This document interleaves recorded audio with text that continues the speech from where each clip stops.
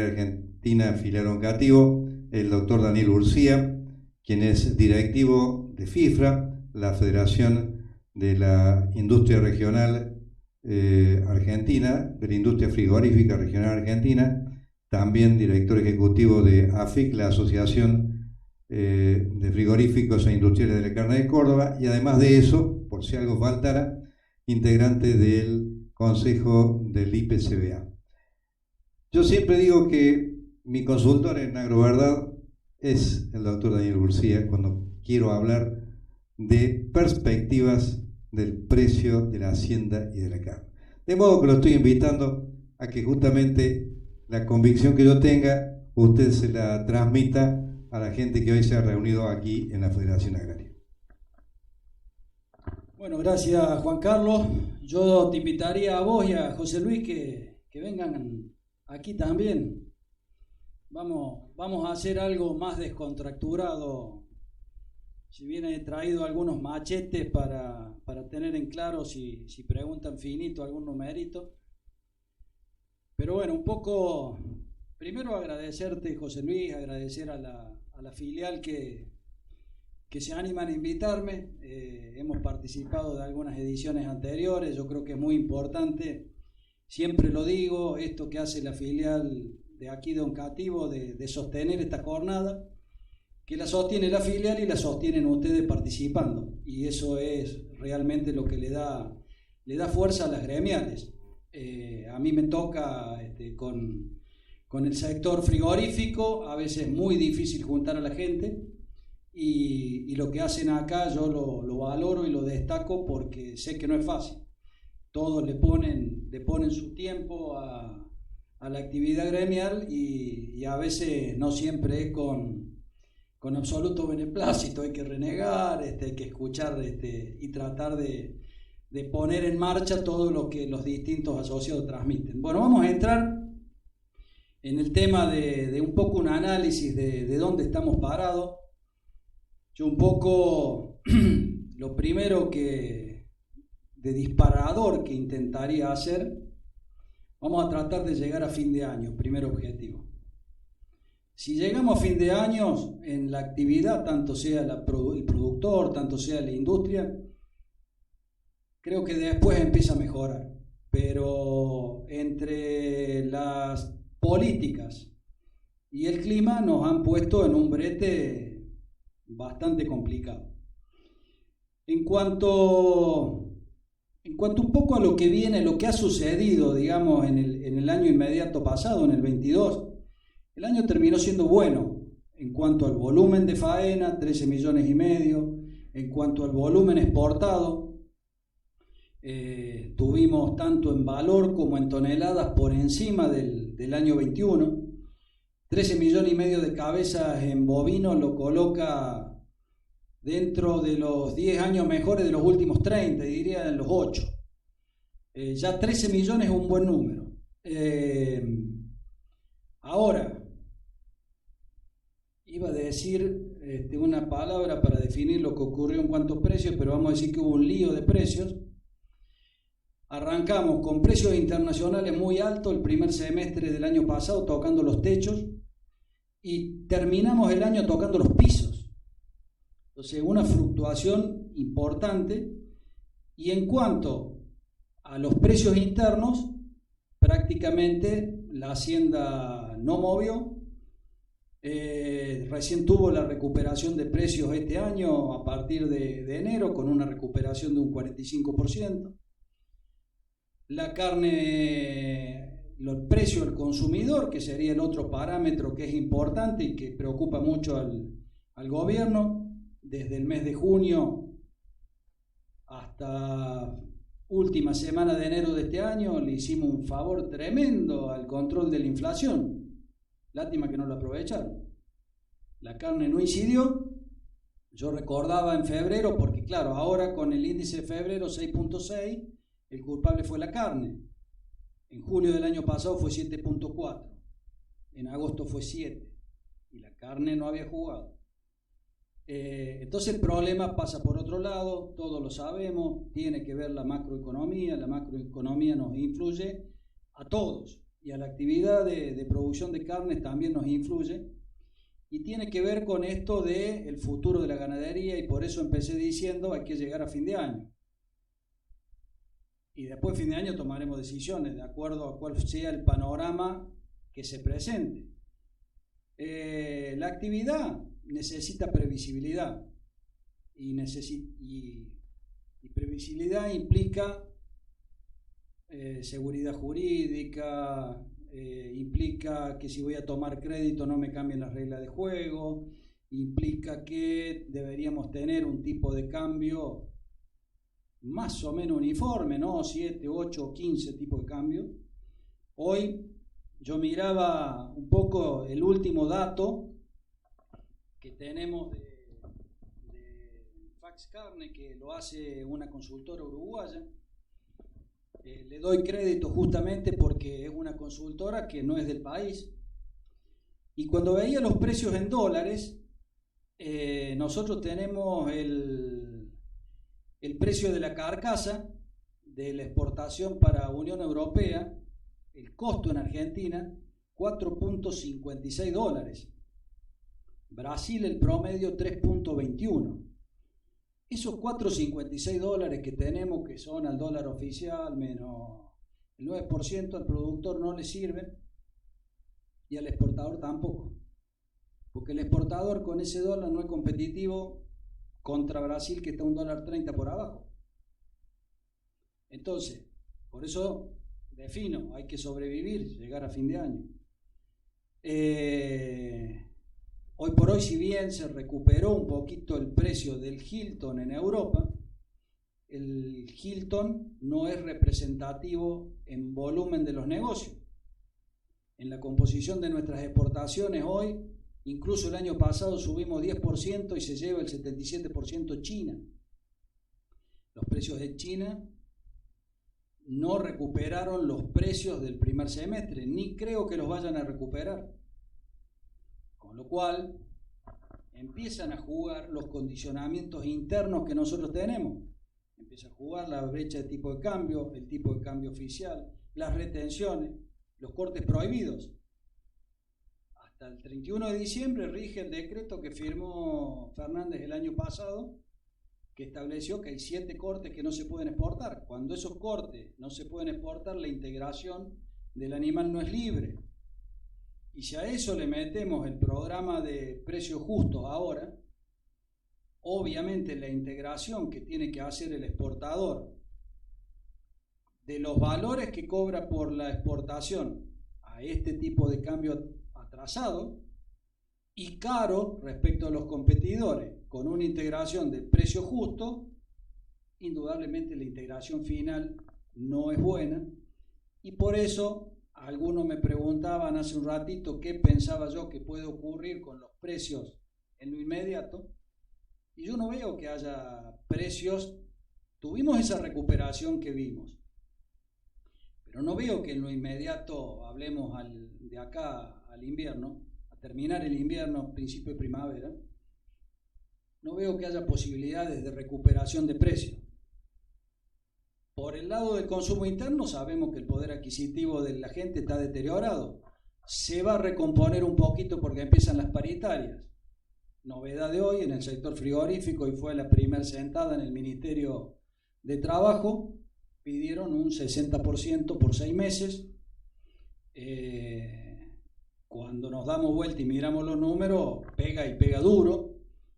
Cuando lo mirás de lo que representa para el trabajador en función de los que venimos viendo, de los índices de precio y demás, hay que abrir una instancia de negociación, pero la gente también necesita recomponer salario. Es como que empezamos, ¿viste?, a dar vuelta en círculos. Entonces, en ese contexto, veo un consumidor interno con poder adquisitivo deteriorado, te pone, si bien esta recomposición en la carnicería no se vio una baja de venta masiva, las faenas de febrero lo confirmaron, hubo buena actividad de faena, hubo 18 días hábiles de actividad en el mes de febrero, cuando uno pondera la faena total sobre esos días, te da 58.000 animales de faena por día. Es un muy buen número, de los mejores meses. Hemos tenido meses de 51 y 52, con lo cual estamos casi un 20% por encima de esos meses bajos de faena. La faena de enero también fue muy buena faena. El volumen de exportación se mantuvo. Se está haciendo volumen más que negocios de rentabilidad. Los frigoríficos, si se caen en volumen, los costos fijos son más altos que hacer a veces algunas exportaciones a pérdida.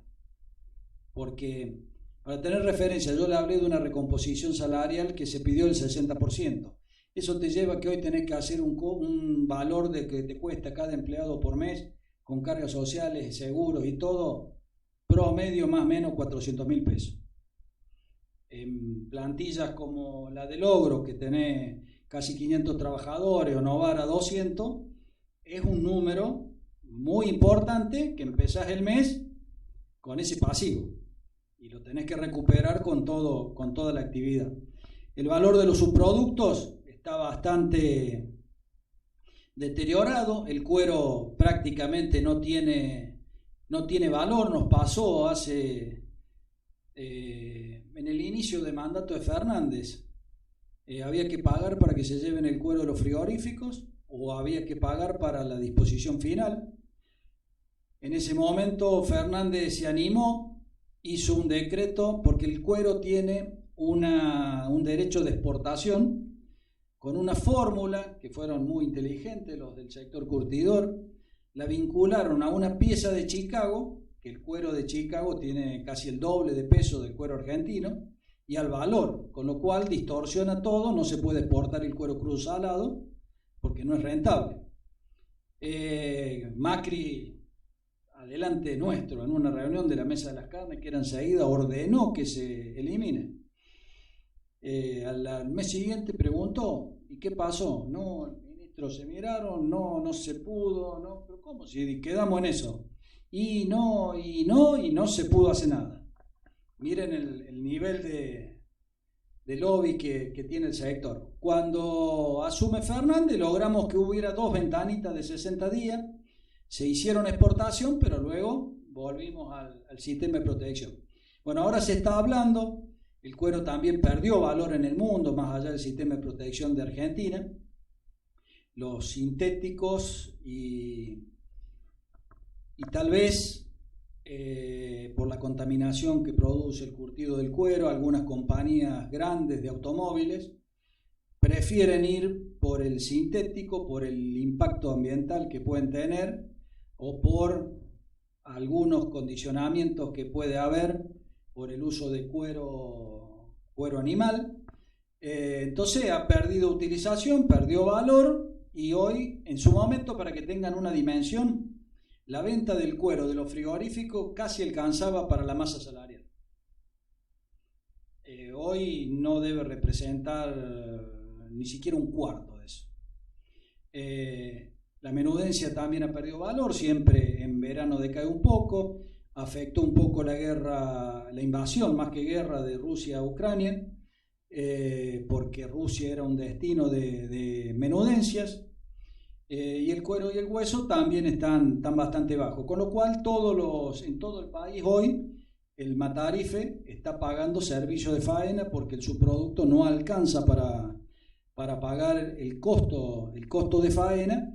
Y yo les diría también que en general hoy, así como le pasó al feedlot, que se descapitalizó gran parte del año pasado, le está pasando tanto a algunos frigoríficos como a las empresas de transporte que hacen el reparto, porque se están manejando valores que, si uno incluye la depreciación o la amortización, no los cubre. Vuelvo a lo que dije al comienzo, hay que sobrevivir y llegar a fin de año. Después analizaremos la situación y vemos cómo se sigue. Las proyecciones de lo que va a ser la actividad, yo creo que se va a sostener en cuanto a volumen, al menos el primer semestre. logramos sacarnos un lastre de encima, no sacarnos, poner en suspenso. Yo me acuerdo que lo conversamos acá, el tema troceo, no me acuerdo en qué año fue, José Luis, pero sé que lo hablamos. Si fue pre-pandemia o post-pandemia, fíjate vos el tiempo que ha pasado. Bueno, fíjense, mejor dicho, que el troceo fue otra de las grandes soluciones mágicas que no solucionan nada. En ningún país del mundo el troceo es obligatorio, pero se metió el relato que solo Argentina y Paraguay estaba permitido. En todos los países del mundo llegó como una forma de evolución del propio sector. En Argentina es imposible llevarlo adelante porque tenemos una situación de operadores de la carne, en el caso de los mataderos, de los frigoríficos, muchos de ellos con condiciones deficientes para poder implementarlo, por falta de infraestructura, fundamentalmente. Nosotros siempre dijimos que considerábamos que no se podía hacer, no porque no quisiéramos, sino porque no estaban dadas las condiciones. El gobierno decía, ponemos a disposición los créditos para que se modernicen todo. La semana pasada el BAPRO, Banco Provincia de Buenos Aires, nos confirmó un pedido de informe que le habíamos hecho. Para que tengan una idea, en Provincia de Buenos Aires hay 98 frigoríficos y es el mercado de mayor consumo del país, con la característica que solo es abastecido por mataderos de Provincia de Buenos Aires. Los mataderos de Santa Fe, de Córdoba, de Entre Ríos no venden en Buenos Aires. Con lo cual, si tenemos que hablar de una reconversión, tendríamos que empezar por ahí. Nos confirmó que ningún crédito del Plan Ganar se otorgó para el sector de la industria frigorífica. Entonces, así los políticos nuestros anuncian cambios con esas bases. Por eso desde este lado, cuando te proponen esas soluciones mágicas, uno a veces dice o plantea que es difícil hacerlo. A mí me tocó, junto con el gobierno de Córdoba, en el mes de enero del año pasado, cuando esto se impulsó en una reunión en el ministerio, era Domínguez el ministro, en el Salón Gris de Agricultura, decirle, ojo, está muy lindo el proyecto, pero si no hay acompañamiento de las provincias y no hay plata para la inversión, esto es imposible de realizarlo. Bueno, a la luz de los hechos, debo decirle que teníamos razón. Córdoba en ese sentido, lo vi a Juan Lazarte recién dando vueltas, al director de faenamiento de Córdoba. Córdoba está mejor que el resto del país. Córdoba ha venido trabajando en la mejora de la industria frigorífica. Pero duele cuando uno escucha que hay provincias que tienen mataderos no solamente sin frío, algunos sin agua. Con lo cual preocupa, estamos en el siglo XXI, que no haya conciencia de esos gobiernos provinciales, de esos gobiernos locales, de la actividad privada que está en esos lugares, porque somos parte en definitiva de eso. Y eso duele. Y hablar de una reconversión, una posibilidad de que en algún momento lleguemos a que todos los frigoríficos puedan hacer mercado doméstico y exportación, si no empezamos en algún momento a nivelar para arriba, va a ser siempre una utopía. Pero el año pasado, pese a todas las contras, nos tocaba también con esta situación de un troceo impuesto y por lo menos no está derogada la norma, está en vías de, hasta en eso tenemos. La norma comenzó a regir el 16 de enero, hoy está en vigencia. La tiene que derogar el Ministerio, hoy sería el Ministerio de Economía, porque han quedado unidos en ese ministerio. Son las cosas que nos tocan. Ojalá que a partir del 11 de diciembre podamos construir políticas más claras con quien le toque estar, ¿no? Que tengan la apertura de invitarnos a participar a todos los sectores, porque creo que las verdaderas políticas se construyen consensuando, no imponiendo, como fue este caso. Este caso del troceo fue una conversación de un solo sector de la industria con alguien que vio que podía hacer política con este tema, que después fuera del gobierno dijo, y lo tenían que hacer el 1 de noviembre, si no lo hacían el 1 de noviembre después era tarde, y que seguramente va a ser candidato a algo, ¿no? Yo siempre digo, tenemos que tener memoria para acordarnos y después, al momento de elegir, hacerlo a conciencia. Un poco toda la actividad ganadera hoy está impactada por la sequía. Yo creo que en líneas generales ha llevado a reconfigurar todos los planes que ha tenido el ganadero y ha tenido que ajustar hoy la existencia en función de la posibilidad de tener alimento. Eso ha condicionado ventas, los va a seguir haciendo. Pero creo que tomar las decisiones a tiempo puede ser la solución para llegar a diciembre. Y si en diciembre tenemos un sistema un poco más claro, con un tipo de cambio, no sé si único, pero al menos competitivo, si se termina esto de los cortes prohibidos, si asumimos que tenemos que aprovechar el mejor negocio, sea exportación, sea consumo, un punto relevante con respecto al consumo. En Argentina seguimos consumiendo por encima de 110 kilos por habitante por año de proteína animal, que nos coloca en los países de mayor consumo del mundo. Si no estamos en el top 10, estamos en el 20 seguro, no me equivoco. Me gustaría que la carne vacuna siga siendo el consumo líder, pero si estamos en el techo de consumo de proteína animal, el pollo creció muchísimo y el cerdo viene creciendo. El único que tiene todas las cartas para disminuir somos en la carne vacuna. Entonces la exportación y la integración con la exportación se hace necesaria.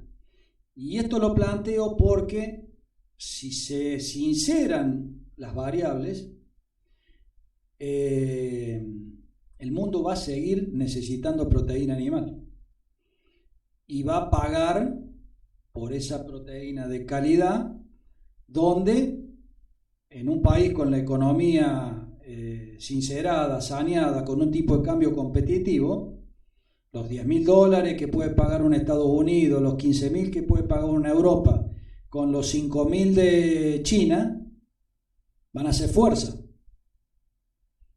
y van a competir con el mercado doméstico.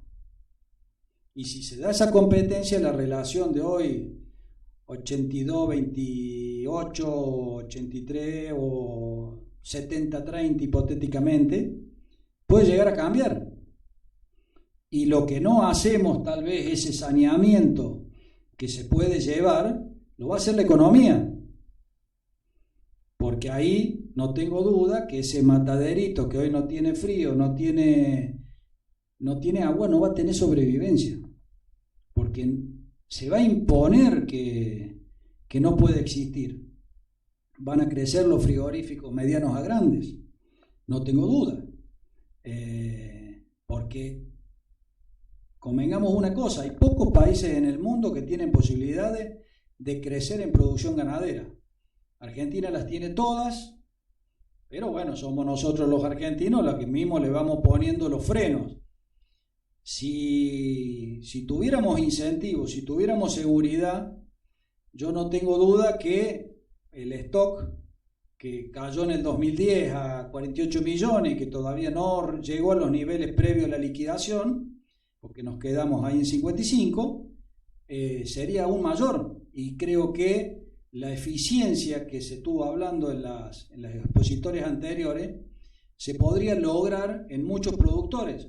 Yo siempre digo, hay muchos productores que los números no cierran en eficiencia, pero en el balance final sí. Porque si yo, para ser eficiente, duplico los gastos o duplico el pago de impuestos, el resultado final no es bueno. Y por ahí, un ternero cada 2 vacas hace que cierre financieramente o económicamente el resultado del ejercicio. Pero eso está influenciado por el entorno macroeconómico del país. Y por eso tiene que cada uno mirar finito, tranqueras adentro, y por eso en los mataderos la no inversión termina generando una actividad que se sostiene en el tiempo, donde en un país competitivo no lo haría. Dicho esto, yo creo que tenemos que aspirar para llegar a fin de año con reglas más claras, entre ellas, se lo acabo de decir, no retenciones, tipo de cambio competitivo. Necesitamos hacer algunas reformas impositivas que permitan sincerar a los operadores. Si no tenemos un sistema impositivo que permita que el carnicero pueda actuar libremente, va a ser un problema. Hoy muchos carniceros están en el sistema de monotributo. Los topes de facturación no existen para la carne. Ustedes piensen que hoy un carnicero factura o compra mercadería, no vamos a decir que la facture, que la compra, superior a 1,5 millones, 2 millones por semana. No hay monotributo que resista. Creo que el techo está en 5 millones anuales. Entonces no se le puede facturar. Ahora, ¿por qué no es responsable inscripto ese carnicero? Por ingresos brutos.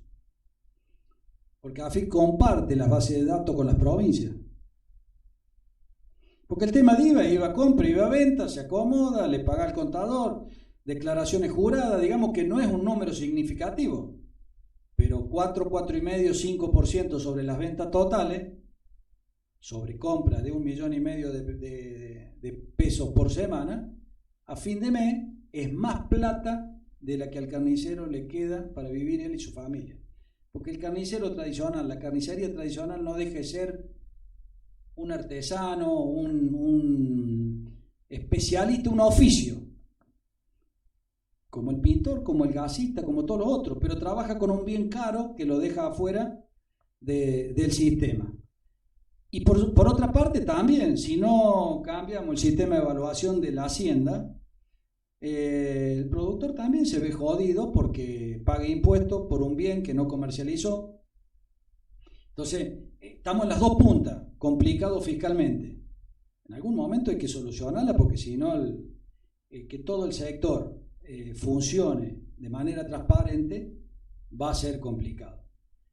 Creo que esos son los grandes desafíos. Yo solamente he tirado algunos sin entrar en el detalle puntual de algunas otras medidas, pero son los grandes acuerdos que tenemos que lograr, me parece, desde el sector privado, junto con la política, para que no discutamos cuando llegue el momento el agujero del mate.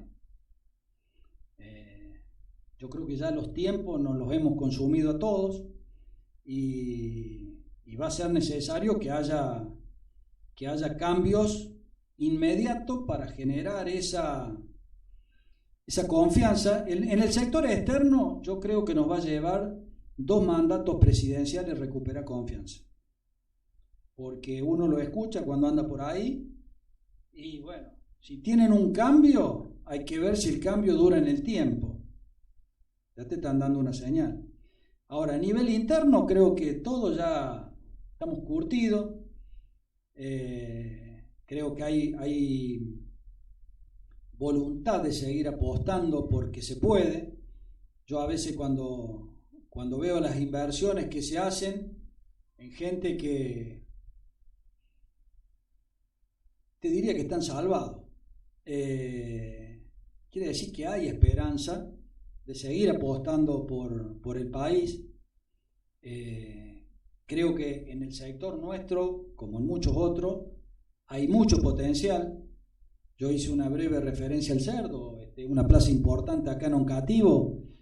El cerdo va a ser una actividad que va a seguir creciendo y que tiene para crecer en el mercado doméstico de consumo, y que si fuésemos competitivos, esas exportaciones que se hicieron en el 2021 a China se podrían haber sostenido. Vuelvo lo mismo, por los problemas internos no somos competitivos con un tipo de cambio atrasado y perdimos el terreno ganado, pero tenemos productores de excelencia con muy buenos números, con eficiencia, con reinversión, que muchos lo hacen a pulmón. O sea que en pollo, más allá de la gripe aviar, la industria se ha desarrollado. Yo creo que han logrado llegar a mi criterio, un techo de consumo per cápita en el país, porque un poco esto también es haciendo un paréntesis, en el Instituto de Promoción de la Carne se estudia mucho los hábitos de consumo.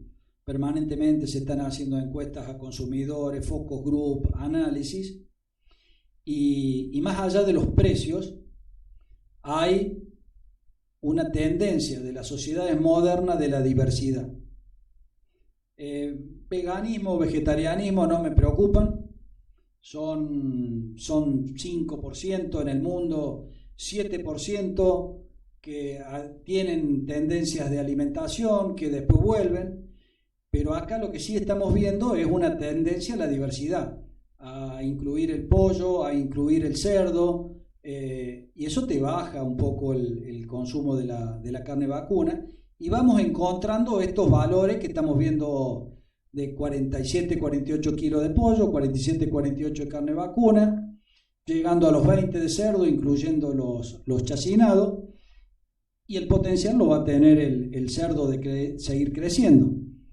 Y lamento decir que el bovino de dar pelea para sostenerse, pero con probabilidades de ir a la baja. Intenté hacer un semblanteo, la idea es hacer preguntas y tratar de darles respuestas. No hablé nada del programa de precios justos, pero está en vigencia. Bueno, el tiempo nos viene acorralando más que corriendo, así que yo le abriría, no sé si usted está de acuerdo, 2 preguntas bien concretas, 2 respuestas breves bien concretas. Así que, a ver. Uy, hable fuerte.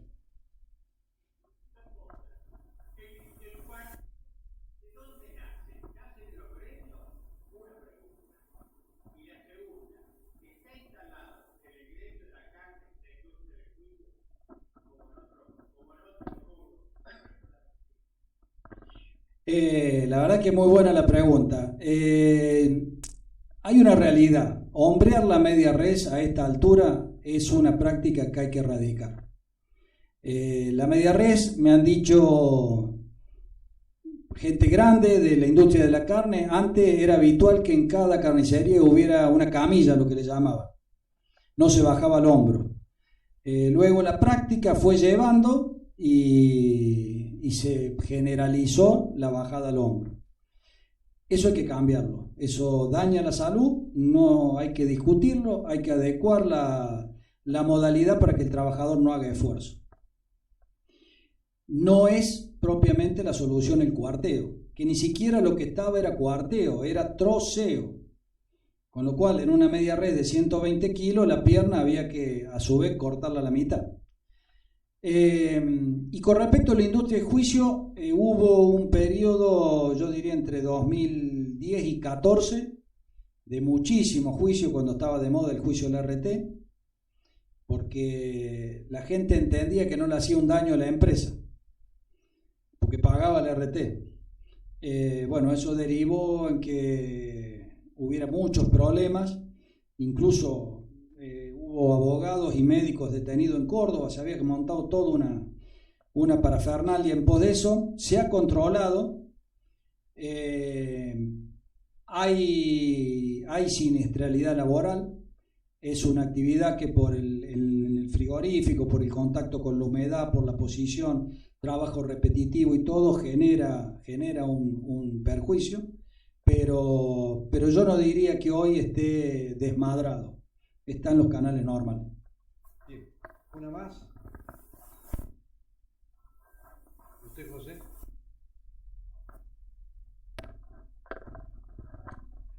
Usted dice que hay que llegar a fin de año, pero teniendo en cuenta que la ganadería lleva su tiempo y lo que se decida este año repercute años siguientes.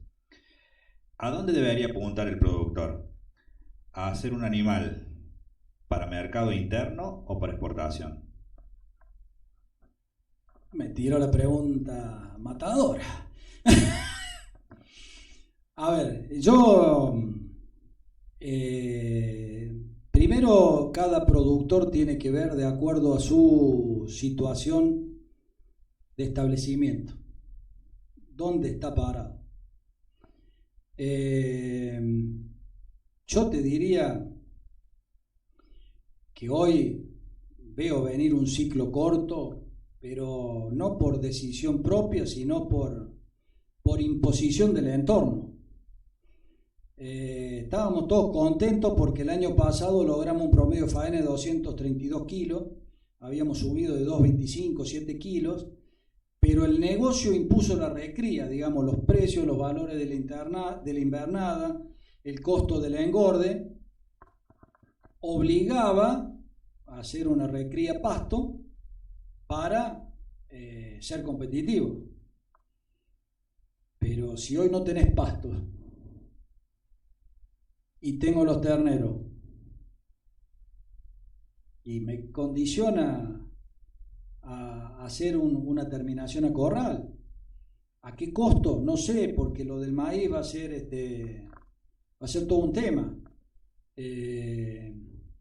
Ahí tenés otra incursión del Estado que te cambia las reglas de juego. El dólar soja hizo que se venda soja, se retenga maíz, cuando antes se vendía maíz, se retenía soja.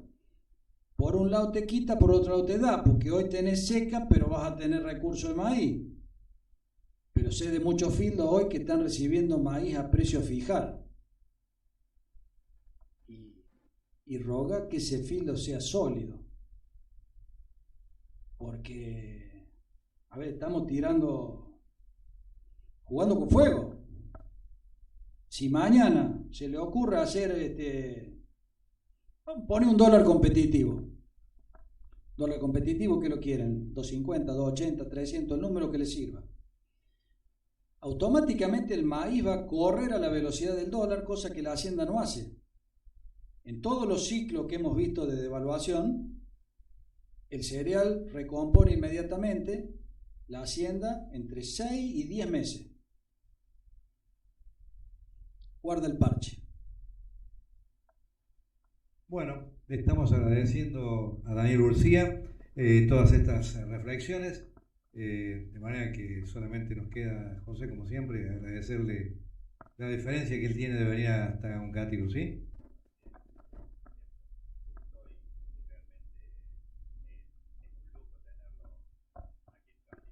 No, yo le agradezco a todos ustedes la posibilidad. Lo que intento en este tipo de encuentros es transmitirle lo que uno le toca vivir.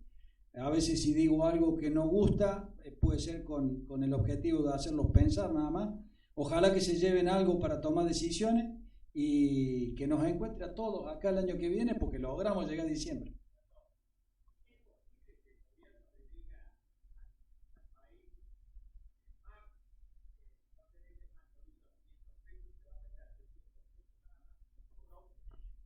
Yo creo que todas esas fórmulas nunca funcionaron.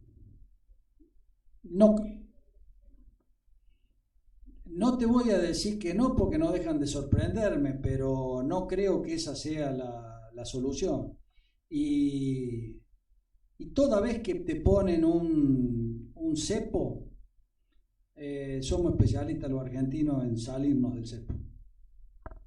Bueno, Daniel dijo que ojalá que puedan tomar buenas decisiones o simplemente tomar, como seguramente va a ocurrir al final de esta